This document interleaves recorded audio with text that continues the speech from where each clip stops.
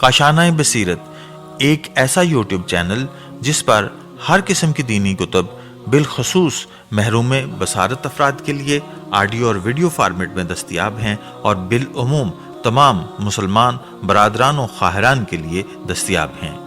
इसलिए आपसे गुजारिश है कि बेल आइकन को प्रेस करके हमारे इस चैनल को ज़रूर सब्सक्राइब कीजिए ताकि आइंदा आने वाली हर किताब आपको बर वक्त मिलती रहे। काशानाए बसीरत, काशानाए बसीरत, काशानाए बसीरत, काशानाए बसीरत।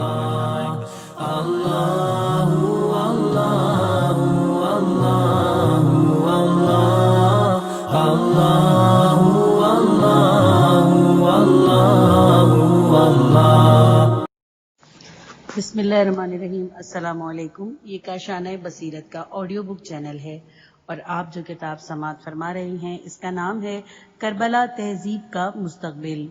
इसके लिखने वाले सैयद मोहम्मद तकी हैं। आइए सुनते हैं इसका पार्ट नंबर 7 सफ़ा नंबर 83। गोया इमाम हुसैन अलैहिस्सलाम के इस मौक़िफ़ का कि फासिक व फाजिर होने की वजह से यजीद को रूहानी कायद नहीं माना जा सकता और इसलिए इसकी बैत नहीं की जा सकती। दमिश्क की तरफ से ये जवाब आया कि फ़स्क़ व फ़ुजूर का जिम्मेदार यजीद नहीं खुदा है, लिहाजा इसकी बैत से इनकार नहीं करना चाहिए। वाज़ेह तौर पर इमाम अलैहिस्सलाम इस मंतक़ को तस्लीम नहीं कर सकते थे और इसलिए ये बिल्कुल यकीनी था कि बैत के मामले में दमिश्क से तसादुम हो जाए। इमाम हुसैन अलैहिस्सलाम ख़ानदान नबूवत के कायद थे। इनकी तरफ से इस बात का तस्लीम किया जाना कि फासिक व फाजिर रूहानी हुक्मरान भी हो सकता है, इसीलिए कि फ़िस्क़ व फ़ुजूर की जवाबदेही खुदा को करनी है, बंदे को नहीं, इस्लाम की सारी इखलाकी इमारत को ढा देने के मुतरादिफ होता और वाज़ेह तौर पर हुसैन अलैहिस्सलाम से ये मुमकिन नहीं था, चाहे इस राह में करबला के मसाइल क्यों न उठाने पड़ जाएं। मसाइल पर एक बार फिर सोचिए। मसाइल ये नहीं है कि तख्त पर कौन बैठेगा, मसला महज बुनियादी और असासी हैं कि इस्लाम एक इखलाकी निज़ाम है जो बंदों को उनकी नेकी और बदी के लिए जवाब दे करार देता है, जो अच्छे और बुरे कामों के लिए जज़ा और सज़ा मुकर्रर करता है। इस्लाम के इस सियासी तसव्वुर को वक्त की हिकमत चैलेंज कर रही है और बादशाह को हर किस्म की रुख्सत देने के साथ हर नौ की जवाबदेही से महफूज करने का नजरिया भी पेश कर रही है। फिर इस नजरिए को मनवाने और बादशाह को रूहानी कायद तस्लीम कराने के लिए इमाम हुसैन अलैहिस्सलाम से बैत यानी नजरिए की सेहत और हुक्मरान की रूहानियत क़यादत मनवाने की तालिब भी है। इमाम हुसैन अलैहिस्सलाम इस्लाम की इखलाकी मिजाज के नुमाइंदे थे, इसीलिए इमाम अलैहिस्सलाम की बैत लेने का मतलब ये होता कि इस्लाम को इसके घर के अंदर घुसकर शिकस्त दे दी गई। हुसैन अलैहिस्सलाम इस्लाम के इखलाकी नुमाइंदे हैं। इस बात को यजीद दूसरों से कहीं ज्यादा जानता था। ये बात बिला सबब तो न थी कि यजीद ने बैत से इनकार करने वाले 4 हजरात में से सिर्फ इमाम हुसैन ही अलैहिस्सलाम को ही बैत पर मजबूर करने के लिए चुना, जबकि इसके बाप ने इमाम अलैहिस्सलाम के साथ बेहतर सलूक का मशवरा और बुरे सलूक के खतरनाक नतीजों से डराया था। ये यूं कहिए कि इमाम हुसैन अलैहिस्सलाम के साथ करबला में इस्लाम भी दांव पर लग गया था। तख्त की जंग से बचने के लिए तो इमाम अलैहिस्सलाम ने कई तजवीजें पेश की थी। रोज़े रसूल सल्लल्लाहु अलैहि वसल्लम पर उम्र भर इबादत में गुजारने यानी इक़्तिदार की जंग से बचने की सूरत निकाल दी थी, लेकिन रूहानी क़यादत तस्लीम करने के यजीद के वादे को वो किसी कीमत पर मंजूर करने को तैयार न थे। इसीलिए अगर हुसैन अलैहिस्सलाम यजीद की बैत कर लेते तो बिलफाज़ दीगर मतलब इसका ये होता कि इस्लाम ने यजीद की बैत कराने के लिए ही यजीद ने अपनी हुकूमत की पूरी ताकत हुसैन अलैहिस्सलाम की बैत के इशू पर मरकूज कर दी थी। और जब इमाम हुसैन अलैहिस्सलाम शहीद हो गए और इसराए अहले बैत अलैहिस्सलाम दमिश्क पहुंचे तो वो अशार पढ़े जिनमें इस्लाम से अपने इंतकाम के जज्बात का साफ इजहार किया गया। इख्तिलाफ राय ये था वाक़या करबला का इखलाकी और मजहबी पहलू, लेकिन इसका एक वसी तर मजहबी तहजीबी और सियासी पहलू भी है जो तमाम मज़ाहिब और तहजीबी निज़ामों के लिए यकसा इतलाक रखता है। ये पहलू है हक़ इख्तिलाफ राय यानी राइट ऑफ डिसेंट। حسین علیہ السلام تخت دمشق سے ان نظریوں سے اختلاف کا حق مانگتے ہیں جن پر یزید کی حکومت چل رہی تھی۔ حسین علیہ السلام نے کہیں یہ مطالبہ نہیں کیا کہ یزید تخت حکومت چھوڑ دے۔ انہوں نے کسی بیان میں یہ نہیں کہا کہ دمشق کی حکومت کے خلاف بغاوت کر دی جائے۔ انہوں نے صرف یہ کہا کہ میں یزید کی بیعت نہیں کروں گا، یعنی میں یہ ماننے کے لیے تیار نہیں ہوں کہ دمشق کے وہ نظریے صحت پر مبنی ہیں جن کی وہ تبلیغ کر رہا ہے۔ حسین علیہ السلام صرف یہ کہتے ہیں کہ یزید حکمران ہو تو ہو مگر خلیفہ نہیں ہے، یعنی وہ روحانی حکمران نہیں ہے۔ حسین علیہ السلام حکومت کے نظریوں سے اختلاف کا حق مانگتے ہیں، ٹھیک اسی طرح جیسے جدید عہد کے با اصول لوگ عامر حکمرانوں سے اختلاف کرنے کا حق طلب کر رہے ہیں۔ یہ حضرات جو منحرفین کہلاتے ہیں، تہذیب انسانی کا بڑا قیمتی اثاثہ ہیں۔ حسین علیہ السلام اور ایک حد تک سقراط ان منحرفین کے قائدین میں شامل ہیں اور ان لوگوں کے رہنما جن کا یہ نعرہ تھا، کسے کے کشتہ نہ شزداد قبیلہ مانیس۔ سقراط اور حسین میں فرق یہ ہے کہ اول ذکر نے تنہا قربانی دی، جبکہ حسین علیہ السلام کی کربلا میں قربانیوں کا ایک طویل سلسلہ ملتا ہے جو حضرت مسلم کی شہادت سے لے کر اہل بیت کی اسیری کے اختتام تک متعدد سمتوں اور جہتوں میں پھیلا ہوا ہے۔ ایک فرق اور بھی ہے، اور یہ بھی ہے کہ سقراط کے شاگردوں نے رشوت دے کر بچ جانے کا مشورہ دیا، جس پر سقراط نے ان کی سخت زجر و تنبیہ کی، جبکہ امام حسین علیہ السلام نے اپنے ساتھیوں کو رات کے اندھیاروں میں چھپ کر جان لے جانے کی رخصت دے دی، جسے انہوں نے قبول نہ کیا اور اپنی قربانی پیش کرنے پر مصر رہے۔ ہم واقعہ کربلا کے سلسلے میں مختلف راہوں سے گزرے اور مسائل کے مختلف پہلوؤں کا جائزہ لیا، لیکن ان واقعات کے پیش نظر جو ہمارے سامنے آئے، اس خیال کی تائید نہ ہو سکی کہ امام حسین علیہ السلام نے یزید کی بیعت سے انکار تخت حکومت کے قبضے کے مقصد سے کیا تھا۔ تاریخ میں ہمیں جتنی شہادتیں ملی، بلکہ یوں کہیے کہ امام حسین علیہ السلام نے بالتسلسل جو اقدامات کیے، ان کے جائزے میں صرف یہی نتیجہ نکلا کہ ایک بنیادی اصول کی خاطر بیعت کے مطالبے کو مسترد کر دیا گیا۔ لیکن اس زمن میں بعض وقت روپیہ اور دولت کا مسئلہ بھی سامنے آتا ہے، یعنی یہ خیال ہوتا ہے کہ ہاشمی اور عمومیوں کی جنگ روپیہ اور دولت کے حصول کی جنگ تھی، اور یوں گویا کربلا کے پس منظر میں بھی زر کا عنصر ممکن ہے ایک مؤثر عنصر کی طرح موجود رہا ہو۔ ہاشمی اور عمومیوں کی جنگ کی داستان طویل ہے اور ہمارے موجود تجزیے کے دائرے سے خارج ہے، اسی لیے اس مسئلے کو تو یہاں نہ چھیڑیے۔ البتہ کربلا کے واقعے کے جہاں تک تعلق ہے، زر کے عنصر پر کچھ سوچ لینا مناسب ہوگا۔ مسلم معاشرہ جس انداز پر وجود میں آیا، اس کے تحت معاشرے کے اکابر کو وظائف دیے جاتے تھے۔ حسن علیہ السلام و معاویہ معاہدے کے بعد دونوں بھائیوں امام حسن علیہ السلام اور امام حسین علیہ السلام کو بھی وظائف ملتے تھے۔ دمشق کے حکمران ان وظائف کو یقیناً سیاسی مقاصد کے لیے استعمال کرتے ہوں گے، لیکن امام حسین علیہ السلام کے سلسلے میں یہ دباؤ بھی کارگر نہ ہو سکا، اور یزید کے باپ کے پاس جو یہ ہتھیار تھا وہ بھی کند ثابت ہوا، اسی لیے کہ امام حسین علیہ السلام یزید کے بادشاہ بننے سے پہلے بھی دمشق کے مطالبے کی بیعت کو مسترد کرتے رہے تھے، اور اسی طرح وظیفے کی موجودگی حسین علیہ السلام کے اصول نوازی کو کچھ اور قیمتی، کچھ اور وزنی بنا دیتی ہے۔ گویا مطالبہ بیعت کا استدراج وظیفے کی مادی و مالی نقصان کا باعث بھی بنا۔ اسی لیے سمجھنا کہ دمشق سے وظیفہ لینا کربلا کی اہمیت کو کم کر دیتا ہے، صحت پر مبنی نہیں ہے، بلکہ اس واقعات کے نتیجے میں داؤ پر مال کا کچھ حصہ بھی لگ گیا تھا، جس سے قربانی کا پلہ لازماً کچھ اور وزنی ہو گیا۔ صورتحال پر اگر ہم امام حسین علیہ السلام اور ان کے بھائی امام حسن علیہ السلام بلکہ حضرت علی علیہ السلام کے موقف سے سوچیں تو جو بات سامنے آئے گی وہ یہ ہے کہ وہ معاشرہ جس میں بگاڑ پیدا ہو گیا تھا، بنیادی طور پر وہ ان کا اپنا ہی معاشرہ تھا۔ یہ معاشرہ ان کے گھر کے مسائی سے وجود میں آیا تھا، ان کے نانا نے بنایا تھا، اسی لیے انہیں اس معاشرے سے شکایت تو تھی، عداوت نہ تھی۔ وہ اس معاشرے کو سنوارنا چاہتے تھے، اسی لیے وہ ہر اشتعال انگیزی پر تلوار کھینچ کر کھڑے نہ ہوتے تھے۔ دمشق کا انداز مخالفانہ بھی تھا اور صحیح سمت میں صحیح سمت سے یعنی اس سمت سے جس پر مسلم معاشرے کو چلنا چاہیے تھا ہٹا ہوا تھا۔ تاہم حکمرانوں سے جو مسلم معاشرے کے عملاً نگراں بن گئے تھے، مواصلات کے سارے روابط توڑ دینا جلد بازانہ اور جذباتی اقدام ہوتا ہے۔ وظیفے کا قبول کرنا ارتباط کو باقی رکھنے کا ایک صحیح تھی۔ اس آخری ارتباطی رشتے کو توڑ دینے کا مطلب یہ ہوتا ہے کہ امام حسین علیہ السلام دمشق پر وہ ہلکا سا دباؤ اب باقی رکھنا نہیں چاہتے جو حکمران طبقوں کو آخری اقدامات کرنے کی راہ میں ایک ہلکی سی رکاوٹ بنا ہوا تھا۔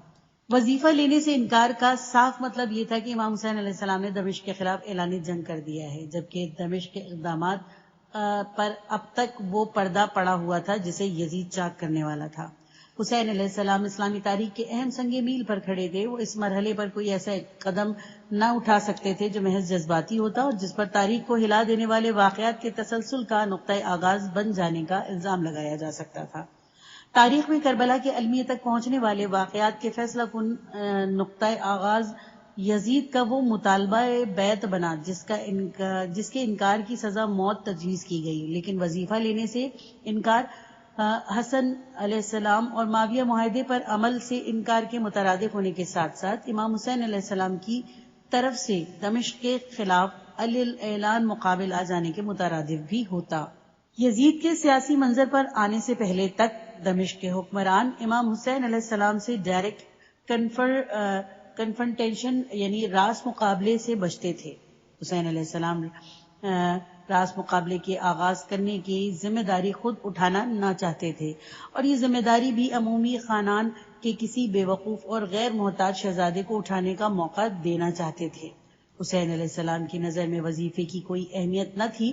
یہ صحیح ہے کہ وظیفے کی اس رقم کے ملنے کا یہ فائدہ ضرور تھا کہ امام حسین علیہ السلام اس رقم کو ان حقیقی محتاجوں تک پہنچا دیتے تھے جن کی حکمرانوں تک رسائی نہ تھی، اور جنہیں وظیفہ دینے میں حکمرانوں کو کوئی سیاسی فائدہ نظر نہ آتا تھا۔ ایک ایسا شخص جو ڈائریکٹ کنفرنٹیشن شروع ہونے سے پر اپنے مال ہی نہیں جان، خاندان اور رفقا سب کچھ داؤ پر لگانے کے لیے تیار تھا، وظیفے کی رقم کو کیا اہمیت دے سکتا تھا؟ دراصل اس وظیفے سے انکار کرنے کی صورت میں تین بڑی خرابیاں پیدا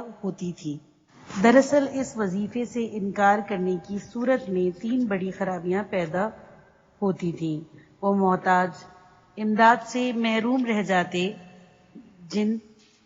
جن تک وظیفے کی یہ رقم امام حسین علیہ السلام کے توسط سے پہنچتی تھی۔ دوسرے، راس مقابلے یعنی شروع کرنے کی ذمہ داری امام حسین علیہ السلام پر عائد ہوتی تھی، جبکہ ہوش مندی پر عمل کر کے منتقم مزاج یزید کو یہ ذمہ داری اٹھانے کا موقع دیا جا سکتا تھا۔ اور تیسرے اور سب سے زیادہ سنگین بات یہ کہ حسن امام علیہ السلام معاویہ معاہدے کو ختم کرنے کے اعلان حسین علیہ السلام کو کرنا پڑتا، جبکہ یہ ذمہ داری بھی بے وقوف یزید کو اٹھانے کو تیار تھا۔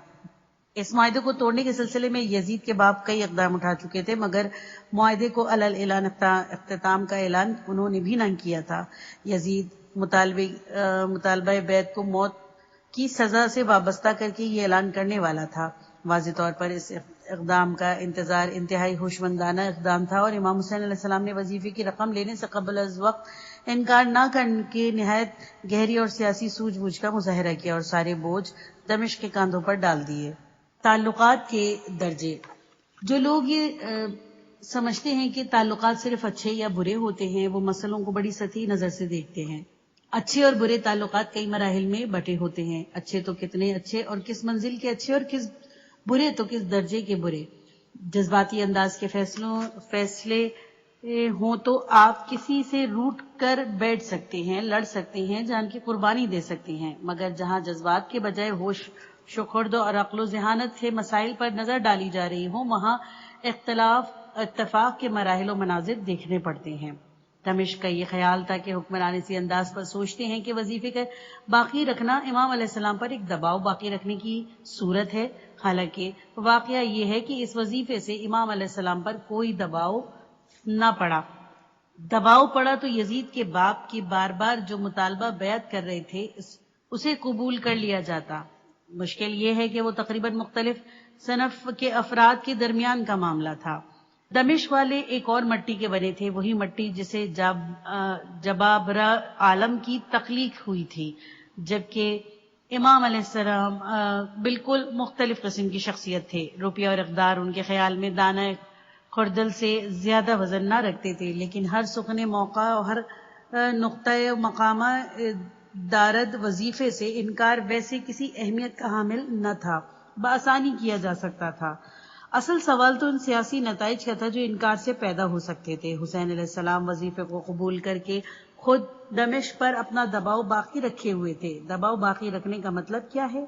وظیفہ قبول کرنے سے انکار واضح طور پر ہر قسم کے تعلق توڑ دینے کا اعلان ہوتا، دوسرے لفظوں میں یہ ایک طرح کا اعلان جنگ ہوتا، اور امام علیہ السلام دمشق کو آخری تعلق کے انقطاع کا یہ سگنل دینا نہ چاہتے تھے، نہ دینا چاہیے بھی تھا۔ اسی لیے ایک تو تخالف کو تصادم کی حد پر لانے کی ذمہ داری قبول کرنا کوئی ہوش مندانہ بات نہ تھی، دوسرے تصادم کو آخری وقت تک روکنا ہر اعتبار سے مناسب تھا۔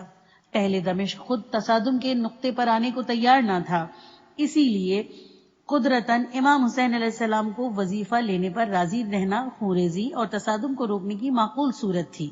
وظیفہ قبول کرتے رہنے کا مطلب یہ تھا کہ امام علیہ السلام آخری تصادم تک پیش قدمی کرنے کی ذمہ داری دمشق پر ڈالنا چاہتے تھے۔ یوں ایک قسم کا دباؤ تھا جو دمشق پر پڑ رہا تھا۔ دباؤ یہ تھا کہ دمشق خوریزی کی سمت بڑھنے سے بچا رہے۔ اگر امام علیہ السلام وظیفہ لینے سے انکار کر دیتے تو دمشق کو آخری قدم اٹھانے سے روکنے کے لیے جو دباؤ باقی تھا باقی نہ رہتا، اور خوریزی کی منزل فوراً سامنے آ جاتی۔ اسی طرح امام حسین علیہ السلام نے آخری وقت یعنی یزید کے تخت پر بیٹھنے تک خوریزی کو روکنے کے لیے جو صحیح تر سیاسی لائن اختیار کی وہ نتیجہ خیز ثابت ہوئی، اور یزید کے حکمران بننے تک امام حسین علیہ السلام اور دمشق کے تعلقات انتہائی کشیدہ ہونے کے باوصف بالکل منقطع ہونے کے نقطے تک نہ پہنچ سکے۔ یہ سب کچھ امام حسین علیہ السلام کی غیر معمولی حد تک ہوش مندانہ اور گہری سیاسی سوجھ بوجھ کی بنا پر ممکن ہو سکا، ورنہ کوئی جذباتی لیڈر ہوتا تو دمشق کی اشتعال انگیز معاہدہ شکنیاں پہلے ہی اختلاف کے وہ تصادم کے نقطے پر لے آتی۔ تو ان پہلوؤں کے جائزے کے بعد اب ہم کس نتیجے پر پہنچتے ہیں؟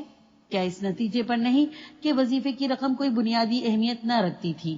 اہم بات وہ وسیع تر سیاسی مقاصد تھے جو آخری تصادم کو روکنے کے سلسلے میں امام علیہ السلام کی پیش نظر تھے۔ جو شخص بیعت کے فیصلے کن مطالبے کے وقت سب کچھ داؤ پر لگانے کے لیے تیار تھا، اس کے لیے دمشق سے تصادم مول لے لینا کسی وقت بھی مشکل نہ تھا، چاہے معاملہ یزید سے لڑ پڑے یا اس کے باپ سے۔ لیکن یزید کے باپ کے عہد میں شہادت اور قربانی کا خمیر پوری طرح اٹھا نہ تھا، اور حسین علیہ السلام اپنی طرف سے کوئی قدم اٹھانے کو تیار نہ تھے کہ یہ خمیر ان کے کسی اقدام کو نتیجے میں پوری طرح اٹھاتا، اور تاریخ یہ فیصلہ دے دیتی کہ اگر امام علیہ السلام وظیفہ لینے سے انکار نہ کرتے، یعنی اپنی طرف سے حسن علیہ السلام اور معاویہ معاہدہ توڑنے کا اعلان، تو واقعہ کربلا رونما نہ ہوتا۔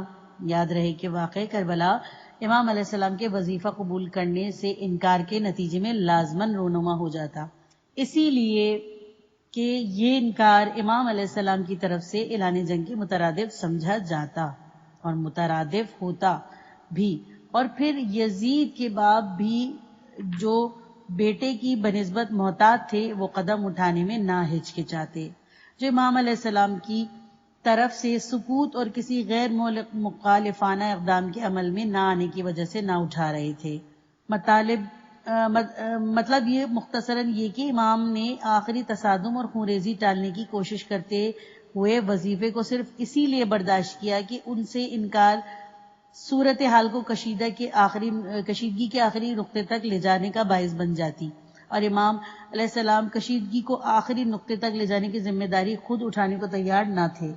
حقیقت یہ ہے کہ ان باریک پہلوؤں کا خیال سیاست کو اخلاقی سطح پر سوچنے کا انداز تھا، اور مفصل غیر جانبدارانہ جائزے کے بعد ہمیں یہ مان لینا چاہیے کہ امام حسین علیہ السلام نے سیاسی عمل کو اخلاقی سطح پر باقی رکھنے کا جو کارنامہ انجام دیا، تاریخ میں اس کی کوئی دوسری مثال موجود ہی نہیں ہے۔ اور 10 محرم کا سورج ایک ایسے دن نکلا تھا جس کے چند گھنٹوں نے تاریخ کی رفتار کو بدل کر رکھ دیا۔ صبح سے لے کر شام تک انسانی اقدار صدیوں کا سفر طے کر گئی۔ تاریخ بار بار ان سنگ میل سے گزری جن سے نئے راستے پھونٹتے رہتے ہیں۔ اس دن ہر لمحہ ایک نئے سنگ میل کے طور پہ سامنے آیا اور گزر گیا، اور یوں کوئی 600 منٹ قربانی کی وہ لڑیاں پرو گئے جو طویل صدیاں ایک ایک دانہ جمع کر کے مکمل کرنے میں کامیاب نہ ہو سکی تھی۔ سانحہ کربلا مظلومیت کی دل ہلا دینے والی داستانوں کے مجموعے سے عبارت ہے، لیکن تاریخ نے مظلومیت کی اور المناک داستانیں بھی سنی ہیں، لیکن واقعہ کربلا اصولوں کے لیے قربانیاں پیش کرنے سے عبارت ہے، لیکن انسانوں نے اصولوں کے لیے اپنی جانیں پیش کرنے اور کارنامے بھی انجام دیے ہیں۔ کربلا بربریت آمیز مظالم کی المناک جسارتوں پر مشتمل ہے، لیکن حیوان نما انسانوں نے بہیمیت کے شاہکار پیش کرنے میں کبھی ہچکچاہٹ کا مظاہرہ نہیں کیا۔ تو پھر آپ اپنے ذہن سے یہ پوچھیں کہ کربلا کے وہ کیا اختصاص رکھتی ہے جو انسان کی تہذیبی جدوجہد کی داستان میں سے ایک ممتاز مقام عطا کرتی ہے۔ کربلا یہ سب کچھ ہے جس کے اوپر ذکر کیا گیا، مگر اس کے علاوہ بھی کچھ ہے جو ذکر و بیان میں ذرا کم آتا ہے۔ دانتے نے ڈوائن کامیڈی لکھی ہے، اس کا انداز اور مسائل دوسرے ہیں، لیکن نام کی حد تک آپ چاہے تو سانحہ کربلا کو ڈوائن ٹریجڈی کہہ سکتے ہیں۔ ڈوائن ٹریجڈی اس معنی میں کہ کربلا اخلاقی زندگی کا وہ شعوری سفر ہے جس سے انسانی معاشرت کے وہ تمام رشتے موجود ہیں جو مختلف یادگار المیوں میں جدا جدا ملتے ہیں۔ یونان کی ٹریجڈی ایک ناگزیر نقطے تک پہنچتی ہے، ایک ایسے مقدار تک جسے دیوتا بھی نہیں بدل سکتے، لیکن کربلا کی ٹریجڈی اپنے آغاز سے انجام تک ایک شخص کی نہ اور ہاں پر منحصر تھی۔ رہی تاریخ کے سارے المی اپنے فیصلے کن لمحے پر پہنچے اور ختم ہو گئے، لیکن حسین علیہ السلام کا المیہ فیصلہ کن نقطے پر پہنچا اور آگے بڑھ گیا، اور پھر ایک اور فیصلہ کن نقطہ آ گیا اور گزر گیا، اور ہر مرحلے پر ہاں اور نہ کا فیصلہ جتنا پہلے تھا اتنا ہی آخری وقت تک باقی رہا۔ دوسرے تمام واقعات کو چھوڑ کر حضرت علی اصغر علیہ السلام کی ایک آشام تیر سے شہید ہونے کا سانحہ ہی لے لیجئے، جس نے تاریخ کے ضمیر کو ہلا کر رکھ دیا، لیکن تاریخ کا یہ سنگ میل بھی آیا تو بیعت کی ہاں اور نہ کا مسئلہ فیصلہ کن سوال کی طرح کھڑا ہوا اور حسین علیہ السلام وہیں کھڑے رہے جہاں پہلے کھڑے تھے۔ کم از کم بہتر تو واضح سنگ میل صبح سے شام تک آئے، مگر حق اختلاف رائے یعنی ایک پرامن شہری کے اس حق کے تحفظ کا مسئلہ کہ وہ بے اصولی کو اصول سمجھنے پر راضی نہ ہوگا، ہر مرحلے پر سامنے آ گیا۔ بیعت کے مطالبے سے لے کر اسرائے اہل بیت علیہ السلام کی رہائی تک، شروع میں طویل وقفے کے ساتھ اور آخر میں تیز ہر لمحے فیصلے کی گھڑیاں آئیں اور گزر گئیں، مگر حسین علیہ السلام اور ان کے عزیز اس موقف پر جمے رہے جو انہوں نے پوری شعوری سنجیدگی کے ساتھ طے کر لیا تھا۔ لیکن نہیں، ذرا رک جائیے، آج 10 محرم ہے، تاریخ کا طویل ترین دن۔ دوپہر گزر چکی ہیں کہ شہادت حسین علیہ السلام کا خون چاکا سانحہ رونما ہوا، لیکن بات اس نقطے پر آ کر نہ رکی، بلکہ واقعات اپنی بربریت اور بہمیت میں زیادہ گہرے ہوتے ہوئے چلے گئے۔ لاشیں پامال کر دی گئیں، خیمے لوٹ لیے گئے، اور پھر اس کے بعد تشہیر اور توہین کی المناک داستان شروع ہو گئی، جو کوفے کے بازاروں اور گورنر کوفہ بصرہ کے دربار سے گزر کر دمشق کی شاہراہوں اور ایک عظیم سلطنت کے حکمرانوں کے اجتماع میں، جسے دربار یزید کہا جاتا ہے، اختتام پذیر ہوئی۔ یہاں امام حسین علیہ السلام کی بہن جناب زینب علیہ السلام نے وہ تاریخی خطبے دیے جنہوں نے دمشقی بیوروکریسی کے اس پروپیگنڈے کا پردہ چاک کر دیا کہ یہ قافلہ اسرائے ولیم پر مشتمل ہے جنہیں مسلمان فوجیں گرفتار کر کے لائی ہیں۔ 10 محرم کے دن جن میں چند گھڑیاں باقی رہ گئی تھیں امام حسین علیہ السلام شہید ہوئے۔ امام علیہ السلام نے آخر تک دفاعی اقدامات کیے تاکہ وہ خون کربلا میں نہ بہنے پائے جس نے تاریخ اسلام کو سرخ بنا کر رکھ دیا۔ امام علیہ السلام نے آخر وقت تک حیرت انگیز تحمل اور بردباری کا مظاہرہ کرتے ہوئے اس بات کی پوری کوشش کی کہ وہ حکومت جو خود کو مسلمان کہلانے پر اصرار کرتی ہے اس سنگین جرم کے ارتکاب سے بچ جائے گی جس کا نام واقعہ کربلا ہے، لیکن بار بار کی پند و نصیحت، فہمائش اور سیاسی طور پر قابل قبول متبادل صورتیں سمجھانے کے باوصف یزیدی فوج کے لیڈر اپنی شرمناک حماقت معابی سے باز نہ آئے اور وہ گناہ کر ہی بیٹھے جس نے امام علیہ السلام شام کے حکمرانوں کو بچانا چاہتے تھے، لیکن ضمیر کی ٹیڑھ اور اقتدار کی جنون میں عظیم سانحہ رونما کر دیا گیا۔ اب ساری صورتحال ہی بدل کر رہ گئی۔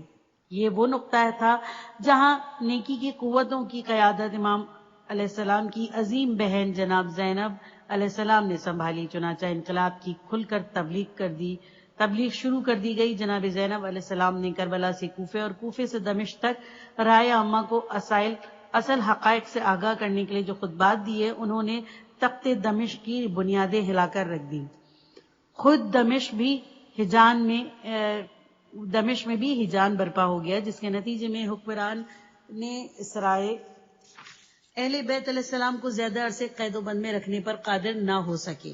یزید کی حکومت جو انتقام کے جذبے کی تسکین پر اپنی خوشیاں چھپانے میں کامیاب نہ ہو رہی تھی ایک اور سنگین ترین حماقت کی مرتکب ہوئی۔ ولید کی جگہ عمر بن سعید ابن عاص مدینے کا گورنر بنا دیا گیا تھا۔ دمشق نے اپنی فتح کے جنون میں قتل حسین علیہ السلام کی خوشخبری جلد تر گورنر تک پہنچائی جس نے یزید کی منشا کا اتباع کرتے ہوئے سارے مدینے میں اس خوشخبری سے متعلق ڈونڈی پٹوا دی، اور اس اعلان کا فرض خود دمشق کے قاصد عبد الملک نے انجام دیا جس نے نہ صرف یہ کہہ کر حاکم کو واقعہ کربلا کی اطلاع دی بلکہ خود ہی مدینے کے کوچہ و بازار میں گھوم گھوم کر حسین علیہ السلام کی شہادت اہل مدینہ کو اطلاع بہم پہنچائی۔ لیکن اس عبد الملک کا بیان ہے کہ مدینے میں بنی ہاشم کے گھروں میں یہ اعلان سنتے ہی گریہ ازاری کا شور بلند ہوا، وہ اتنا پرزور تھا کہ میں نے عمر بھر ایسے رونے کی آوازیں نہ سنی تھیں۔ سنگین حماقت۔ یہ بحث ہم پڑھ چکے ہیں کہ یزید نے بیعت کا مطالبہ کیا، اس انداز میں پیش کیا کہ اس نے انکار کو مستوجب موت بن جائے۔ واقعہ کربلا کی ساری ذمہ داری خود اٹھا لی، لیکن یہ گھناؤنا ظلم کر کے بھی اسے ہوش نہ آیا۔ ہوش کیا آتا؟ وہ اپنی جنون معابی اور نادانی میں کچھ اور آگے بڑھ گیا تھا۔ کربلا کی دہشتناک المیے کو اپنی فتح مندی کا شاہکار قرار دے کر اس نے اس واقعے کی تشہیر شروع کر دی جس کا چھپانا اس کے اپنے مفاد میں تھا۔ واضح طور پر یہ وہ وقت تھا جب کربلا کا سانحہ رونما ہوئے تھوڑی ہی مدت گزری تھی، یعنی جب جناب زینب علیہ السلام کی طاقتور عوامی خطابت نے رائے عامہ کے منظم کرنے کا عمل شروع کر دیا تھا۔ ادھر جناب زینب نے اپنی طرف سے بھرپور تقریروں کا سلسلہ شروع کیا، ادھر یزید نے پہل کر کے اپنے جذبہ انتقام کو تسکین دینے کے لیے مدینے میں اپنی فتح مندی کا ڈھنڈورا پٹوا دیا۔ دمشق تو اپنی عداوت کی آگ بجھاتا رہا، یہ سمجھے بغیر کہ واقع شہادت امام علیہ السلام کی یہ خبر کیا نتیجہ پیدا کرے گی، مگر عوام جنہیں یہ خبر دی گئی انتہائی معاندانہ رد عمل دے کر اٹھے اور 62 ہجری میں شرفائے مدینہ کے ایک وفد صورتحال کا جائزہ لینے کے لیے شام روانہ ہو گیا۔